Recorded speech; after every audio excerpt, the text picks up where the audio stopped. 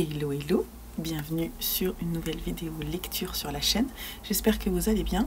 Je vous prends en ce samedi 2 novembre pour une nouvelle vidéo lecture. Je suis en train de réfléchir à terminer mes challenges. Enfin, pas terminer mes challenges, terminer mes vidéos thématiques que je veux faire parce que j'ai envie de reprendre des vidéos plutôt au cours de la semaine en mixant un petit peu les différents challenges que j'ai en cours. Donc je vais continuer et terminer mes vidéos thématiques qui vont sortir courant du mois de novembre.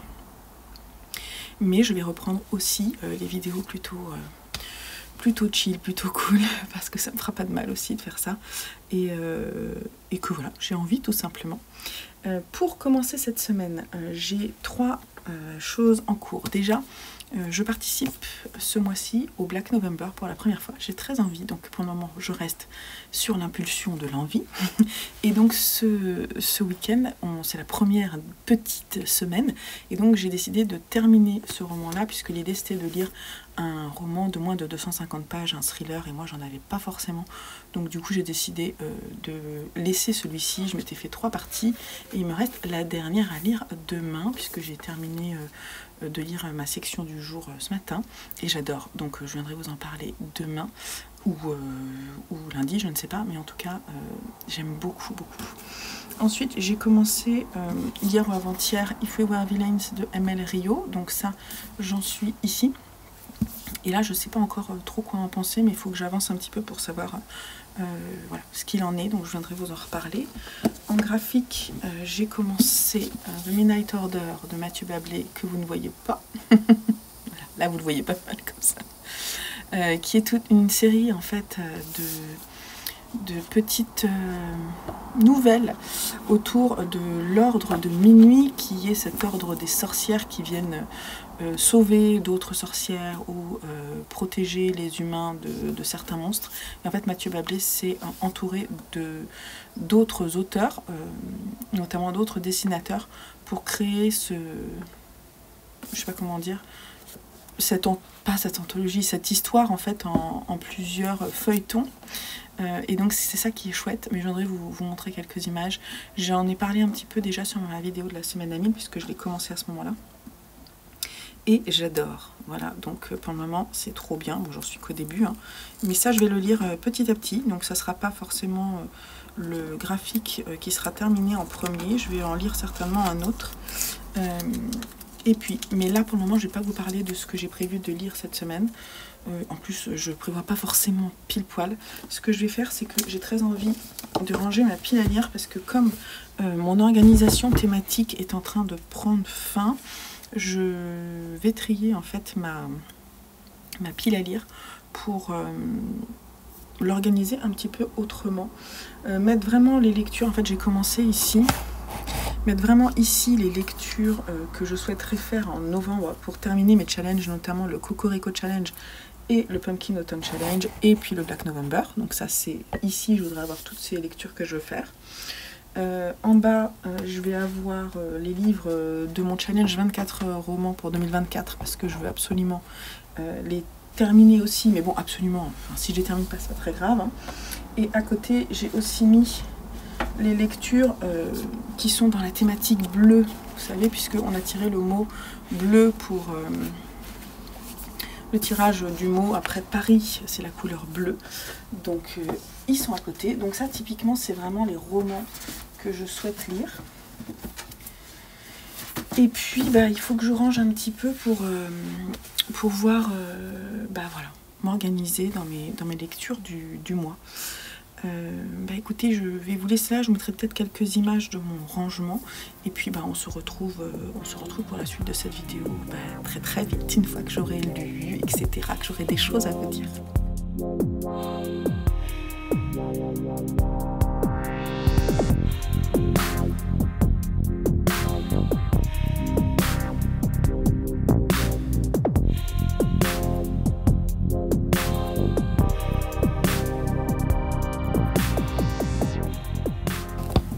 Alors, dans ce que je voudrais lire cette semaine, j'ai pas mal d'emprunts à la bibliothèque, donc il faut que j'en choisisse un. j'ai des mangas. En fait, j'ai 3 BD, enfin 3 graphiques, c'est ça, et 3 romans. Donc je vais choisir le graphique, ça sera Dracula que je vais lire. Et pour les romans, j'ai le choix entre ces 3-là. Corps de ferme, dans la forêt glacée et sur la route d'Aldébaran. Je pense que je vais prendre Corps de ferme. Alors on verra quand est-ce que je peux le lire.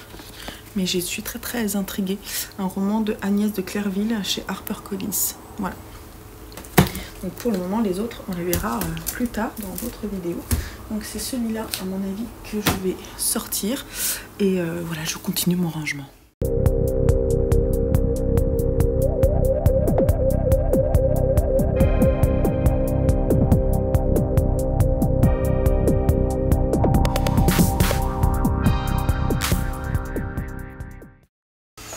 En novembre, il faut aussi que je lise dans mon bingo. Alors, attendez que je retrouve. Dans mon bingo, je me suis mis... Il y a une thématique rouge avec 3 livres. Bon, ça, du coup, je vais les lire petit à petit. Et puis, 3 livres les plus anciens de ma pile à lire. Et dedans, il y a Antechrista et la Passion Lippi. Donc ça, faut que je les sorte et faut que je vois par lequel je commence. Donc on en reparle pour le moment, voilà, donc je suis en train de ranger quelques bouquins et que je vais pas lire tout de suite. Et voilà, donc on range. Et je commence à mettre de côté certains livres que je lirai peut-être pour le challenge de la crypte qui a lieu en décembre et en janvier de décembre 2024, janvier 2025.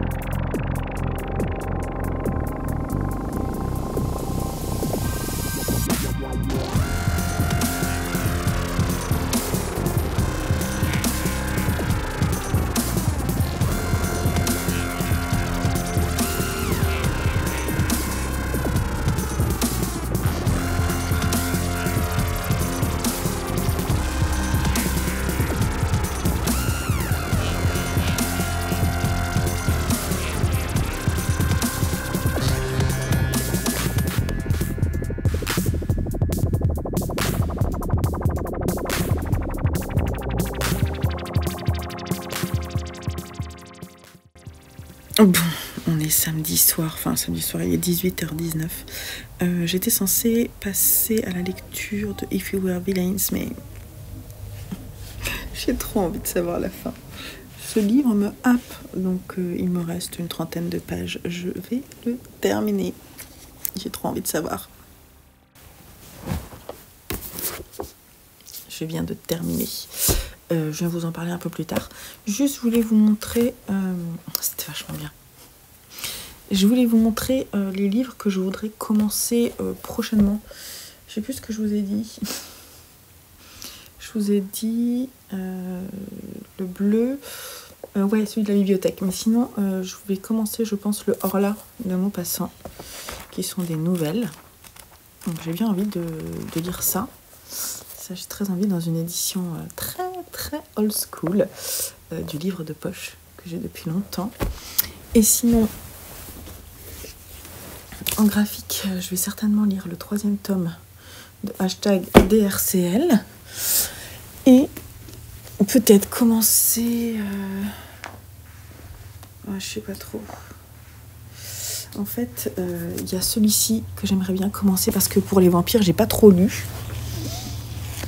Et sinon, celui-ci. Mais la semaine prochaine, c'est aussi le Black November. Donc, celui-ci, ça serait dans le cadre du Cocorico Challenge et dans la couleur bleue. Il n'est pas très long, donc ça peut se faire quand même. Je vais essayer de le caler. Et il y a celui-ci aussi. Après, j'ai Monsieur Mercedes de Stephen King. Je vais vous montrer. Donc, en fait, dans les prochains... c'est pas... Pardon. La lumière n'est pas bonne. Donc, il y a celui-ci. Il va falloir que je choisisse. Entre ces... Voilà. Il y a ça. Ou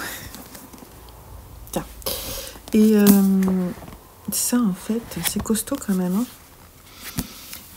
Donc ça en fait j'ai envie de tester dans le cadre du Black November. Donc ça c'est la semaine prochaine. Il faudrait que je le commence lundi quoi. Donc à commencer lundi. Là j'ai toujours If We Were Villains en cours. Mais il n'y a pas vraiment d'urgence. Donc je vais le lire tranquillement. Sinon, Corps de ferme que je pourrais commencer. Entretien avec un vampire et la planète des singes. Le Horla, j'en parle pas là. Parce que c'est un livre que je vais mettre sur ma table de chevet, en fait, que je vais lire un petit peu le soir, c'est comme des nouvelles. Donc il va falloir que je choisisse par lequel je commence là. Celui-là me tente bien. Ça, c'est une Big Pavasse. C'est ça qui est pas évident. Il faudrait peut-être que je le commence quand même. Je pense que je pourrais me faire un découpage, je pense, sur celui-là. Ces deux-là, non. Celui-ci, il faudrait que je me fasse un découpage. Et celui-ci aussi. Voilà. En fait, ça, c'est les deux gros bouquins que j'aimerais commencer. Celui-ci demain, je pense. Et celui-ci lundi. C'est pas évident parce qu'on a tous envie de les lire en même temps. Hein. Donc, il va falloir... je vais peut-être faire les découpages, là, avant de descendre. Je vais voir, je vais faire ça.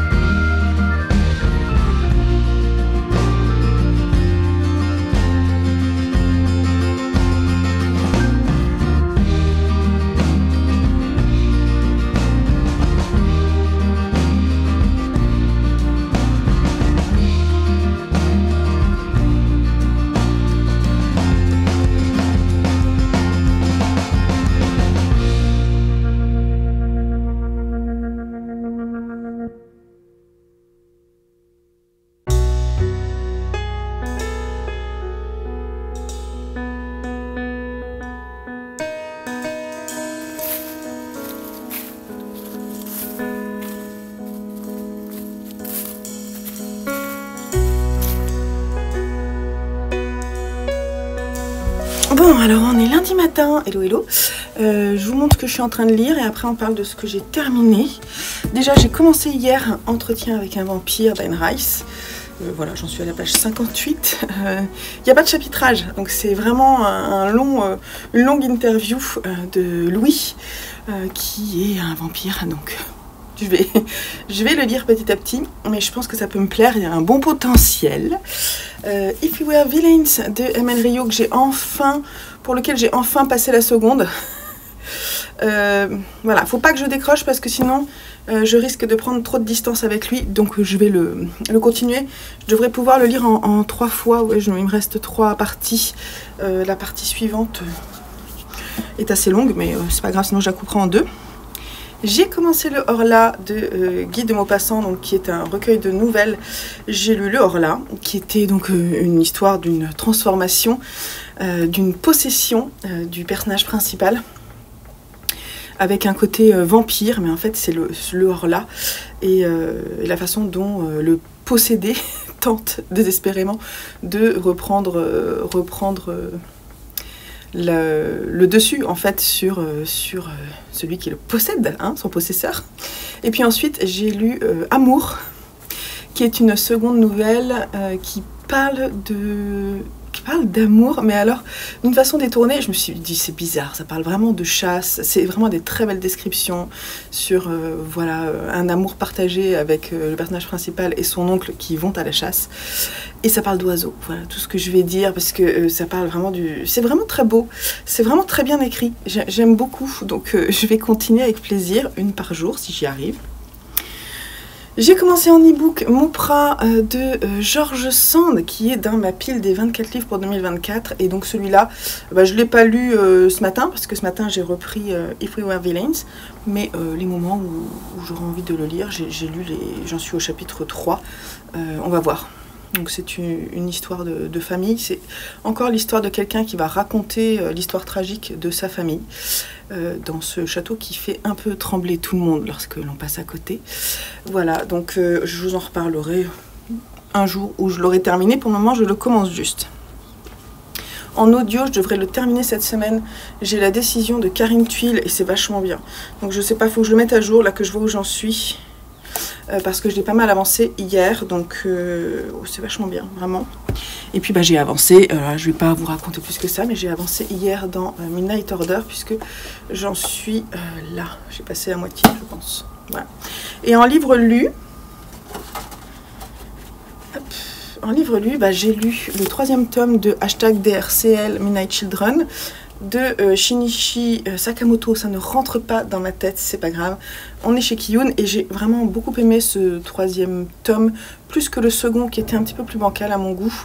Là j'ai vraiment apprécié, c'était assez splendide. Alors il y a des passages qui sont vraiment intéressants. Dénonce de l'homophobie, ça parle de tout ce qui est aussi tous les préjugés sur comment s'éloigner des vampires qui sont vraiment remis en cause, voilà, parce que le personnage du vampire a évolué dans cette interprétation là, et il est expliqué pourquoi, hashtag ici dans ce 3e volume. Donc si vous voulez découvrir, il faudra le lire, mais je vous le conseille parce que vraiment c'est très chouette.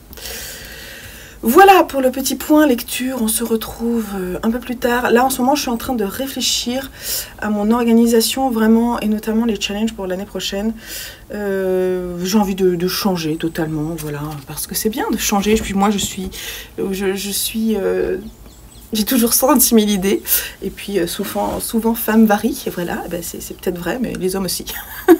Moi en tout cas, souvent, voilà. Donc je vous laisse là, on se dit à plus tard. J'ai oublié de vous dire que j'avais terminé Birdman et que j'avais adoré. J'ai adoré la fin aussi. C'est une enquête. Il y a autant de polar que de thriller là-dedans, je trouve. Certes, on suit la première enquête de Jeff Caffery, qui a 31 ans et qui vient de rentrer dans la police, ou du moins dans cette brigade, comment on dit, une brigade d'enquête, je sais pas. En tout cas, voilà, il est au service régional des enquêtes sensibles. Donc il vient juste de rentrer, et on sent qu'il est extrêmement intelligent. On sent qu'il a vraiment un très très bon potentiel d'inspecteur. J'aime beaucoup son personnage en fait, donc j'ai vraiment beaucoup aimé. Après l'histoire, voilà, c'est une histoire très très glauque. 5 corps de jeunes femmes sont découverts. Les corps ont été vraiment très très abîmés et extrêmement bien nettoyés, et détail particulier, un petit oiseau mort et a été enfermé dans les cages thoraciques des femmes. Donc c'est assez glauque.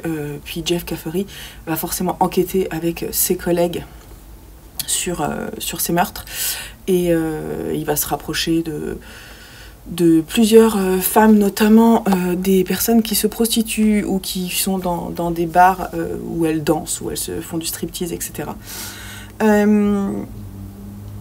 On est aussi très rapidement dans la vie de Jeff Caffery et on comprend le drame de son enfance. Je ne veux pas forcément en dire trop parce que je trouve ça dommage de ne pas y aller sans savoir. Moi, je ne savais rien et j'ai adoré. Alors franchement, je lui ai mis 18 sur 20. C'est très très rare que je mette 18 sur 20. Pour moi, c'est vraiment un énorme coup de cœur. Énorme coup de cœur pour un thriller. Enfin, moi, j'appelle ça plutôt un thriller. J'ai trop envie de savoir la suite. J'ai trop envie de continuer avec Jeff Caffery et surtout l'écriture de Mo Hayder, quoi. Mais elle était, puisqu'elle est décédée, elle était vraiment incroyable, cette femme. Avec, je pense, mais en fait, elle a une écriture. C'est pas un. Alors, ce n'est pas une qualité et ce n'est pas un défaut. Je trouve qu'elle a une écriture très masculine. Elle a, parce que du coup, elle est vraiment du côté sombre avec des détails sordides et elle a une façon d'appréhender son personnage principal qui est vraiment super chouette, je trouve. Donc, je suis complètement immergée. Voilà. Donc, bravo à Mo Hayder, feu Mo Hayder, malheureusement. Mais je vais lire toute la saga, c'est sûr. J'ai adoré. Voilà, donc je vous le conseille. Qu'est-ce que j'ai dit d'autre? Rien de spécial. Il y a quand même énormes trigger warnings, mais en même temps, si vous lisez des thrillers, faut avoir le cœur bien accroché, on va dire. Mais là, typiquement, c'est vraiment. Alors, c'est gore, c'est angoissant, ça parle de drogue, ça parle de viol. Enfin, c'est très très sombre. Hein. Donc, si vous n'aimez pas ça, allez lire des policiers un peu plus standards. Mais là, on est vraiment très très sombre. C'est du roman noir hein, aussi. Hein. Donc, voilà. Hop. Alors, petit point lecture à la lumière du soir. J'ai l'air blafard, mais bon, c'est pas grave. Lucien a ramené de l'école une BD qu'il avait très envie de me faire lire, donc je l'ai lu ce matin. Le chat est content de Philippe Gueluc. J'avais jamais vraiment lu une de ses BD, je connais l'humour, hein, je connais ses illustrations. C'était rigolo. Il y a des choses qui m'ont fait rire, d'autres moins. C'est passé un peu, parce que je sais pas de quand ça date, mais ça doit être assez ancien. 2000, parce que c'est l'arrivée des téléphones sans fil. Donc il y a des blagues sur les téléphones sans fil, alors que maintenant on en est tellement loin. C'est-à-dire qu'on a tellement évolué depuis que c'est un petit peu old school, c'est rigolo. Donc je lui explique certaines blagues qui sont quand même à destination des adultes, hein. Mais ça le fait rire. Lucien a 10 ans, il est dans une phase où il aimerait tout comprendre, mais malheureusement c'est pas encore le cas. Mais du coup on lui explique quand même certaines choses, parce que comme en plus il est tiré toujours vers le haut par ses deux frères, bah il a envie de savoir quoi. Et j'estime qu'il est assez prêt pour comprendre pas mal de choses, parce qu'il est loin d'être bête. Bref, du coup je lui explique les blagues politiques, etc. Voilà, donc ça je l'ai lu. Et puis je viens de finir aujourd'hui en audio la décision de Karine Thuil que ma mère m'avait prêtée ici aux éditions Gallimard, et c'était vachement bien, c'était vraiment très très bien.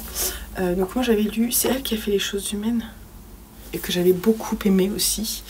Et là donc c'est une histoire qui est vue à travers le portrait d'une juge, Alma Revel. Et qui en fait est confrontée en fait au jugement d'un jeune qui est suspecté d'avoir rejoint l'État islamique, et l'État islamique en Syrie. Et en fait du coup il est inculpé, et les juges d'instruction lui posent des questions pour délibérer et voir si c'est juste, si c'est vrai, si c'est faux, si on peut le relâcher, etc. Et Alma va... alors en parallèle, on a sa vie personnelle avec son mari, qu'elle est en train de quitter parce qu'elle ne l'aime plus. Donc il y a la décision de le quitter, la décision de l'annoncer aux enfants, la décision de tomber à nouveau amoureuse, puisqu'elle tombe amoureuse. Le problème c'est qu'elle tombe amoureuse d'un avocat, c'est ça, hein, qui est sur la même affaire qu'elle, donc c'est un petit peu compliqué. Elle est émotionnellement impliquée, donc du coup on se demande si elle est juste dans ses délibérations, et elle va prendre une décision importante. d'ailleurs suite à une discussion avec son nouveau compagnon qui va amener vers les attentats d'une boîte de nuit. Et donc du coup, elle a cette décision sur la conscience. Et c'est vraiment très bien écrit. C'est juste, ça n'en fait pas trop. Son personnage de femme est extrêmement bien écrit. Tout de suite, moi j'ai tout de suite été en empathie avec elle. Je l'ai écouté et franchement c'était super bien lu. Je vous mettrai le nom de la personne qui le lit. Super bien lu, vraiment, c'était vraiment très très chouette. Je vous le conseille, vraiment je vous le conseille beaucoup. C'était aussi bien que Les Choses Humaines. Toujours justement dans la mesure, quoi. Ne jamais être dans le jugement, mais dans le portrait de personnes qui sont confrontées à des situations de société importantes, de rendre justice, de la politique en fait de la société. Et c'est vraiment, vraiment passionnant et en même temps c'est pas trop prise de tête, donc on reste quand même ancré dans l'histoire.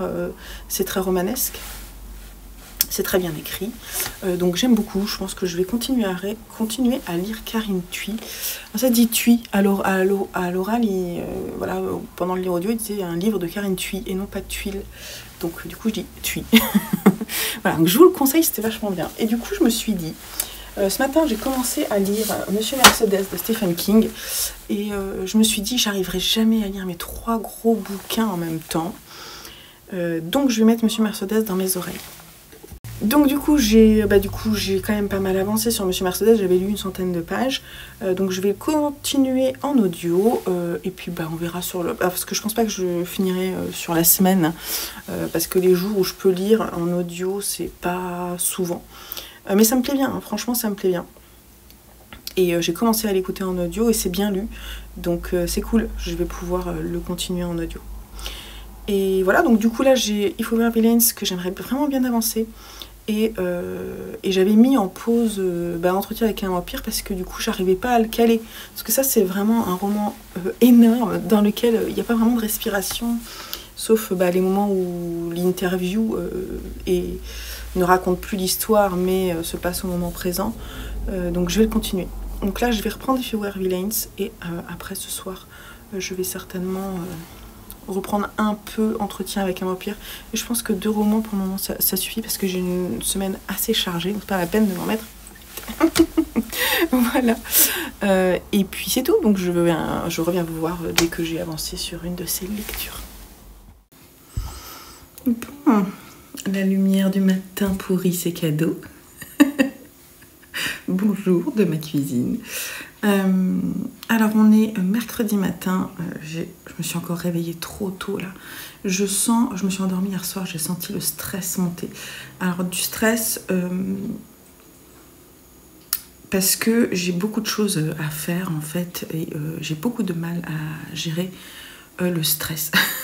Voilà, la quantité de choses à faire, mais j'ai envie de faire plein de choses, donc c'est ambivalent, hein. Donc quand est-ce que je vais décompresser, je ne sais pas, mais pour le moment il faut que j'écoute mon corps qui me dit ah t'es tendu, donc décontracte-toi.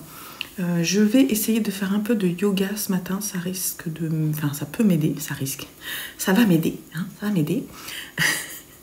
Mais du coup, j'avais pas envie. Alors j'ai avancé hier, parce que hier matin c'est pareil, je me suis réveillée beaucoup trop tôt. Hier matin, je suis restée dans mon lit et j'ai lu 3 chapitres de Mopra de George Sand, mais ce matin j'avais pas envie. Surtout qu'hier soir, j'ai pas énormément lu et j'avais envie d'avancer If We Were Villains. Donc du coup, je l'ai avancé un peu. J'en suis où? J'en suis à la page 269. Donc à peu près à la moitié du roman. Et en fait, je me dis que c'est un livre, j'ai du mal à rester accrochée à l'histoire. Du coup, je pense que je vais le lire en one shot. Je vais laisser de côté Entretien avec un vampire pour l'emmener avec moi ce week-end. Alors ce week-end, je ne vais pas pouvoir beaucoup lire parce que je vais être exposante dans un salon créatif et on revient dimanche soir.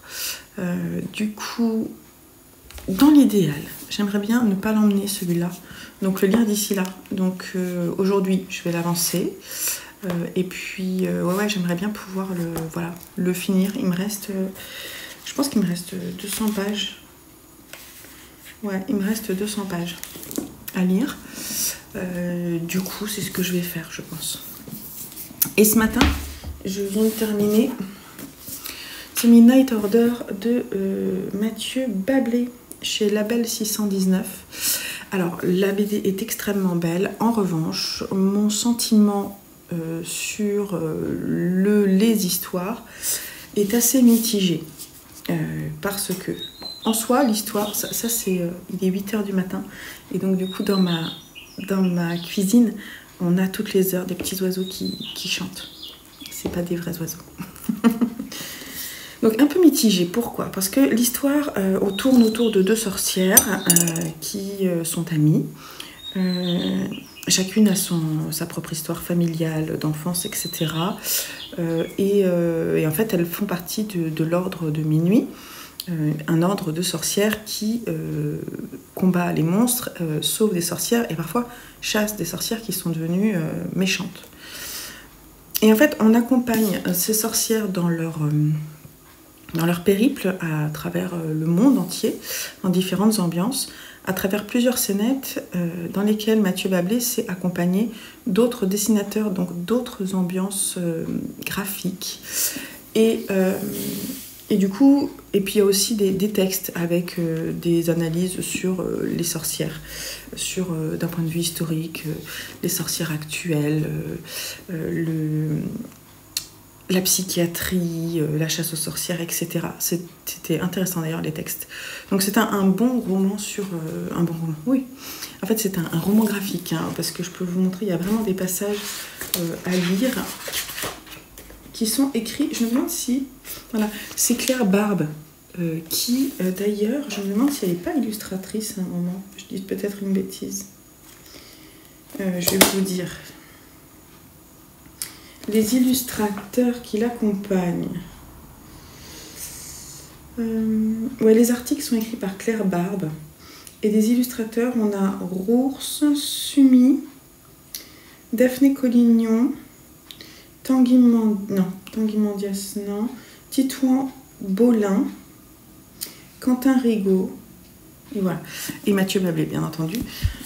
Et qu'est-ce que je suis en train de dire? Oui, les articles sont intéressants, bien que moi, j'ai rien appris de particulier, je pense, sur la sorcellerie. J'avais lu dernièrement un beau livre d'art que je vous ai conseillé, je vous en ai parlé. Je pense que ma vidéo sera sortie dans les 3 préférés, qui, à travers des notices sur des œuvres d'art, retrace l'histoire de la sorcellerie, une pépite sorcière de Circé aux sorcières de Salem, de Barré, comment il s'appelle, c'est ça? Bref, une pépite, ce livre, que je vous conseille.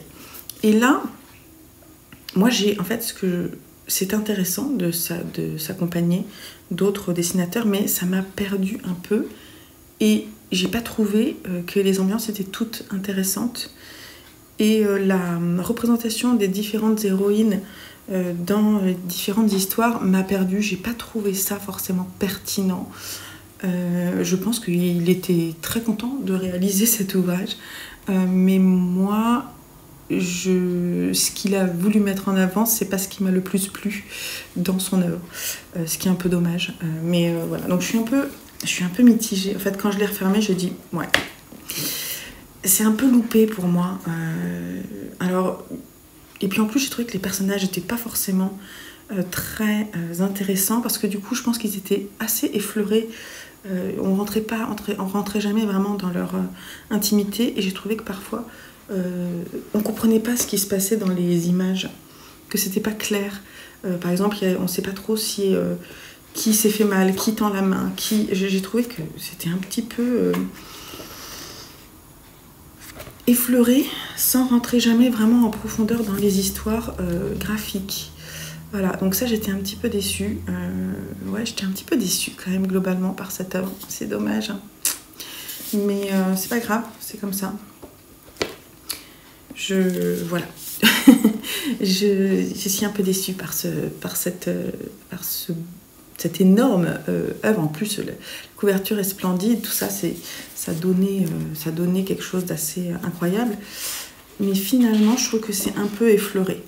là où justement il a voulu aller en profondeur. Alors, je pense que c'est intéressant, mais je n'ai pas été touchée, ou ça n'a pas suscité en moi de réflexion plus importante que ça.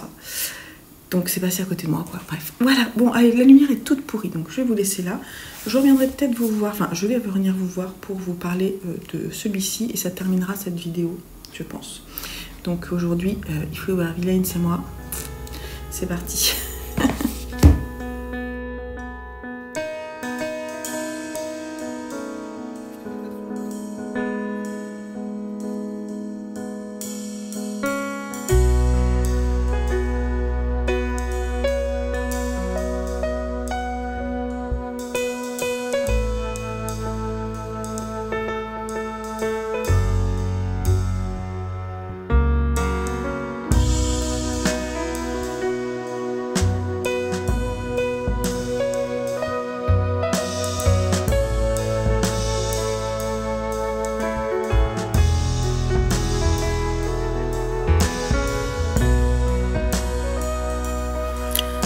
Hello, le week-end est passé, on est lundi matin, petite mine parce que bon, week-end salon dans lequel j'étais exposante, donc c'est quand même un peu intense.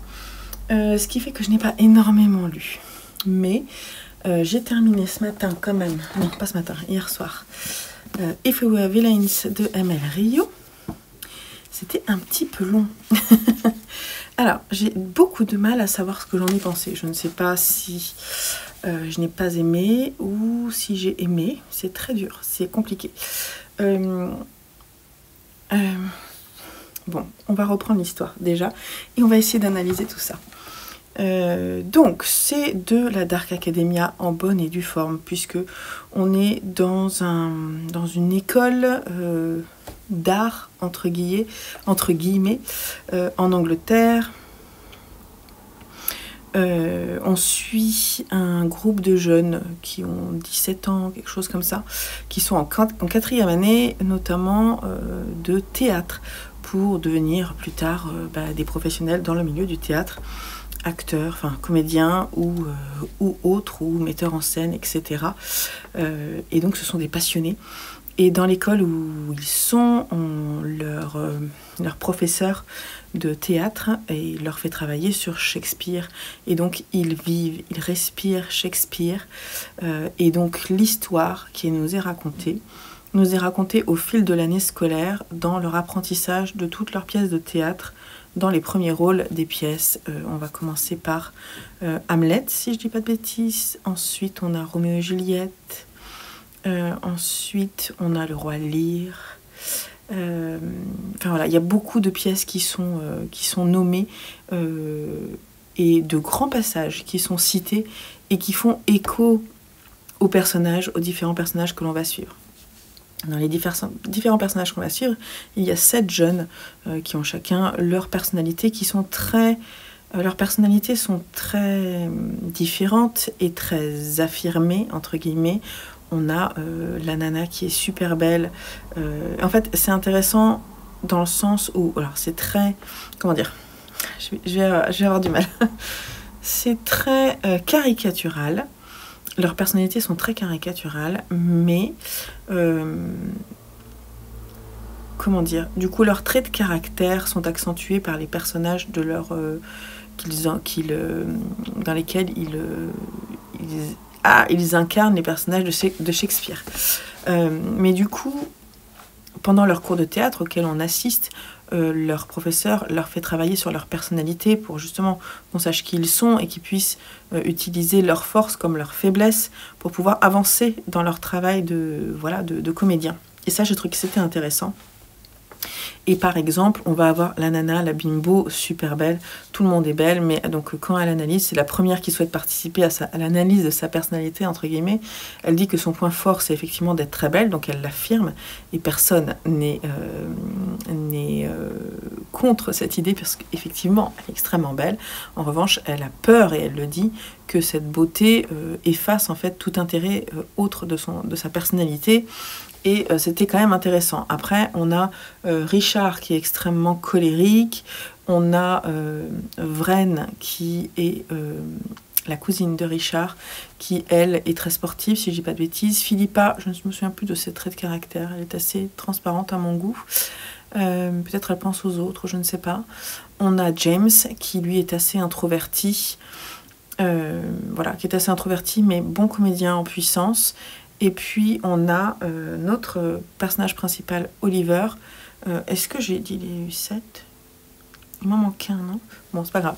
Et Oliver est notre personnage principal et c'est par son biais que l'on suit l'histoire. Parce qu'il va y avoir forcément une personne de ce groupe qui va mourir, qui va être découverte, morte. Voilà. En fonction de... Je ne veux pas forcément vous dire plus parce que l'idée, il y a l'enquête.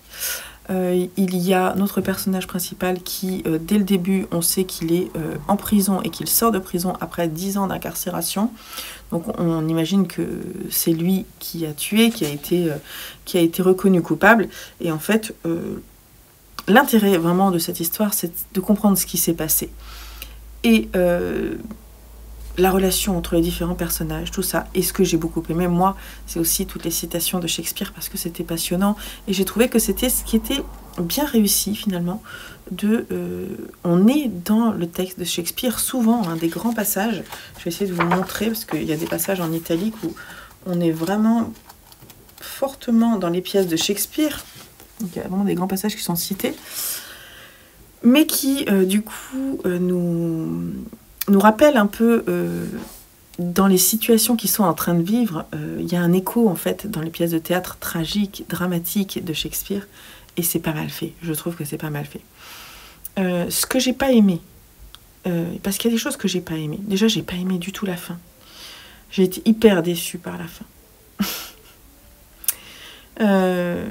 J'ai dit ah ouais, tout ça pour ça. Ouais, j'étais vraiment déçue par la fin, mais j'ai quand même apprécié ma lecture. Ce que j'ai pas aimé, c'est notre personnage principal, qui est particulièrement antipathique, qui a une vision des femmes assez atroce, je trouve, parce qu'il est sous le charme, notamment de... Je vous l'ai dit tout à l'heure, Meredith. Non, je vous l'ai pas dit son prénom. Meredith, c'est elle qui est extrêmement belle. Il est amoureux d'elle, mais elle est avec Richard. Il y a aussi une relation un peu étrange entre James et Oliver qui sont vraiment très très amis, une amitié très fusionnelle, voire trop, je ne sais pas, à vous de le juger. Moi j'ai trouvé que leur amitié était étrange. Bon, après il y a des choses qu'on comprend à la fin, ça, la rigueur, pourquoi pas, mais il fallait le pousser un petit peu plus, selon moi. Et mais j'aime pas aimer, parce que Shakespeare est cité tout du long, mais la façon dont il est cité à la fin du roman, j'ai trouvé que c'était dommage parce que je veux bien que on appuie avec Shakespeare, mais Shakespeare ne doit pas tout dire et je trouve que parfois il y a une facilité de l'autrice à utiliser le texte de Shakespeare pour résumer ce qu'elle veut dire. Un peu dommage, je pense. Je pense qu'il aurait fallu qu'elle travaille un peu plus son texte. Ah là là, c'est dur de dire ça. Mais voilà, il manquait un petit peu, je pense, le côté passionnant de l'histoire. Ces personnages étaient un peu effleurés, vous voyez, selon moi. Voilà. Et puis le personnage principal assez exécrable, notamment avec les personnes de sa famille. Bon, après, son père est assez insupportable, certes, mais lui, tout autant, j'ai trouvé. Bref, voilà. Un roman, finalement, avec des bonnes choses. Je pense, j'ai mis 16, je crois. J'ai hésité à mettre 15, mais j'ai mis 16 parce que je trouve qu'il y a quand même des bonnes choses. Je trouve que... Alors, l'ambiance, on est vraiment dans la Dark Academia. Là, c'est réussi, quoi. Si vous voulez cette ambiance-là, on y est. Dans cette école d'art, là, c'est vraiment impressionnant. Et puis, moi, j'ai bien aimé, franchement, parce que après, moi, je connais bien la plume de Shakespeare, donc toutes les références au texte de Shakespeare m'ont parlé, et j'ai trouvé que les allers-retours étaient bien faits dans le texte. Et ce côté, moi c'est ce que j'ai aimé, c'est Shakespeare finalement. C'est pas forcément L.M. Rio, je pense. Vous voyez? Bon. Mais j'avais quand même envie de savoir, elle m'a quand même réussi à me tenir un peu en haleine. Et c'est pas le meilleur roman que j'ai lu de cette année, et dans le genre, quoi. C'est vraiment pas le meilleur roman. Bon, allez, on va terminer avec ça. Et puis, deux BD que j'ai lues et que j'ai vraiment apprécié, vraiment beaucoup, toutes les deux. Déjà, j'ai lu le 3e tome de Légendes urbaines, qui est Les Véritables Légendes Urbaines, édité chez Dargaud, qui est en fait un trio de BD. Alors je sais pas s'ils en feront d'autres, ils peuvent, hein, parce que c'est des petits thrillers, hein, en fait, adaptés en BD par différentes personnes. Là, il y en a 5, c'est ça. On a des dessins de Fenech, je sais pas si ça se prononce Fenech ou Fenech, Tarquin, Berlion, Biblo, Garetta et encore Fenech. Voilà. Et c'était vachement bien, les histoires, elles étaient super sur des situations, enfin c'est vraiment inspiré de légendes urbaines, l'histoire d'un gars qui est censé aller commettre un crime et qui se retrouve enfermé dans une chambre froide, du moins ce qu'il croit être une chambre froide, et qui y meurt 24 heures après. Ensuite ça, ouais, celle-là je l'ai trouvée moins bien, ça c'est une sorte de... un fait réel, je pense, mais détourné, c'est-à-dire qu'on retrouve un cadavre à la morgue, mais un jeune homme qui a été tué par balle avec le pistolet de son père, qui pourtant... en fait, son père avait un pistolet, c'est plutôt sa mère, qui a une relation très très bizarre avec son père. Le jeune homme ne vit pas chez ses parents, il est adulte, bien adulte, et ce pistolet, en fait, la mère l'utilise contre son mari pour le menacer, mais en fait, il est toujours vide. Et une des balles de ce pistolet est retrouvée dans le corps de leur fils. On se demande ce qui s'est passé. Ça, j'ai trouvé que c'était moins bien, j'ai moins aimé. Celle que j'ai aimée... Ah oui, il y a une histoire de sœurs jumelles. Ça, c'était sympa. Une histoire de sœurs jumelles. L'une qui a une carrière qui est en train de progresser, qui veut devenir... Enfin, une carrière entre guillemets, comme elles sont très belles toutes les deux. Il y en a une qui vient de perdre son boulot et qui est complètement au fond du trou. Et l'autre qui veut devenir une Miss et qui est prête à tout. Et voilà, donc il y a un jeu de personnalité, etc. Donc ça, c'était plutôt sympa. Et cette histoire-là, je me souviens plus ce que c'était.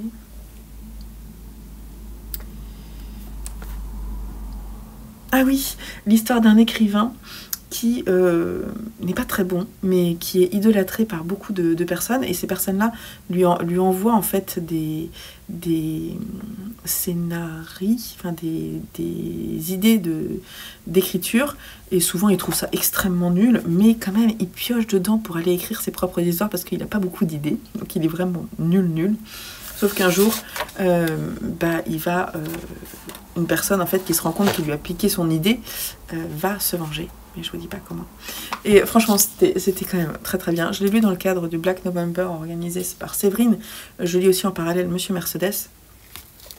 D'ailleurs, je l'ai mis en audio et il me reste à peu près 3 heures d'écoute. On est lundi, donc normalement j'étais censée le terminer, mais bon, c'est pas très grave puisque c'est en audio, je devrais pouvoir l'avancer. J'ai tout mon inventaire à faire après le stand, donc après le salon, donc je devrais pouvoir l'avancer. Et puis j'avais emmené avec moi la BD Dracula de Georges Besse, d'après le roman de Bram Stoker, édité chez Glénat, que j'ai emprunté à la bibliothèque. Et oh, pépite parce que les dessins sont... Je vous ai mis quelques images, hein, sont en noir et blanc, là, sont splendides. J'ai trouvé ça, du coup, c'est vraiment des passages du roman que j'ai beaucoup aimé découvrir, et donc j'étais très contente de retourner dans l'histoire. Je trouve que la représentation de Dracula était vraiment inquiétante. L'histoire est très horrifique, plus que dans le roman, où du coup, il y a beaucoup de descriptions. Là, il y a beaucoup de descriptions parce que, en fait, l'histoire, c'est vraiment comment le médecin qui a fait des recherches pour comprendre que c'est un vampire, Dracula, d'où il vient, de Transylvanie, comment est-ce qu'on peut les détruire, l'histoire de comment est-ce qu'il s'appelle, Jonathan, qui lui va en fait rencontrer Dracula en Transylvanie pour l'histoire pour lui faire comment ça s'appelle, je vais y arriver, pour une histoire immobilière, pour pouvoir ensuite qu'il puisse acheter des terres en Angleterre justement. Donc là, comment il y est, donc en fait comment ce personnage de Jonathan, d'un des prétendants aussi, d'une amie de Mina, c'est la promise de Jonathan, un personnage très important que j'aime beaucoup aussi, qui est joué par Winona Ryder d'ailleurs dans le film que j'ai beaucoup aimé. Je me souviens plus qui l'a fait, j'ai un petit trou. Bref, et du coup, ce qui est très long dans le roman, c'est comment est-ce qu'ils essaient de comprendre comment détruire Dracula. Et là, comme il y a quand même des coupes dans le texte, j'ai trouvé que ils avaient gardé en fait toutes les intrigues sans enlever vraiment la trame et en l'allégeant, et c'était vraiment très très bien fait. Dans le roman, la fin, c'est vraiment pas ce que je préfère, et dans cette BD, pareil, parce qu'il est resté sur la même fin, bien entendu. Ce qui est intéressant, c'est la traque dans les deux sens, c'est-à-dire est-ce que c'est qui va gagner. Et c'était vachement bien. Vraiment, j'ai adoré. Puis ce dessin splendide. Hein.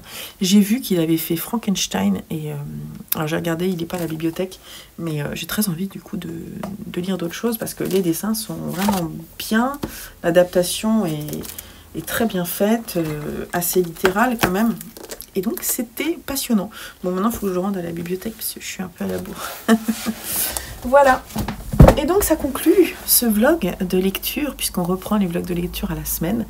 Et j'ai fait quand même pas mal de belles lectures. Hein. Et je suis déjà impatiente de passer aux suivantes pour vous dire un petit peu où j'en suis de mes lectures en cours. Qu'est-ce que j'ai fait de mon bouquin? Alors, j'ai repris ce matin Entretien avec un vampire, parce que j'avais vraiment mis en pause, et j'en suis à la page 108, donc vraiment au début, et ça va être bien, parce que c'est très bien écrit. J'ai pas encore commencé, mais cette semaine, je vais lire, comment ça s'appelle? Un profond silence, je crois, je sais plus. Bon, je vais venir vous en parler dans la prochaine vidéo. En fin de semaine, on va commencer samedi Raison et Sentiments, et ça c'est plutôt cool, de Jane Austen. En lecture commune sur la Discord. Donc si ça vous intéresse, venez nous rejoindre. On va faire une petite LC sur ce roman classique. Et puis j'ai avancé un peu Mauprat de George Sand parce que j'avais emmené ma Kindle et donc du coup j'ai lu quelques chapitres. Je pense que j'en suis à 30 ou 40% du roman. Mais bon, c'est pas forcément intéressant tant que j'ai pas fini. Mais ça me plaît bien. Pour moi, c'est une lecture plus complexe. J'ai plus de mal à y aller que d'autres romans classiques, mais je m'accroche et c'est quand même intéressant, c'est bien écrit, etc. Je me demande jusqu'où on va aller, voilà. Je viendrai vous en parler au moment où je l'aurai terminé. J'aimerais le terminer sur le mois de novembre. On est en novembre. Et venir vous en parler. Bon, allez, je vous laisse là. J'espère que cette vidéo vous a plu. Si c'est le cas, n'oubliez pas un petit pouce en l'air. Si vous n'êtes pas abonné, c'est le moment de le faire.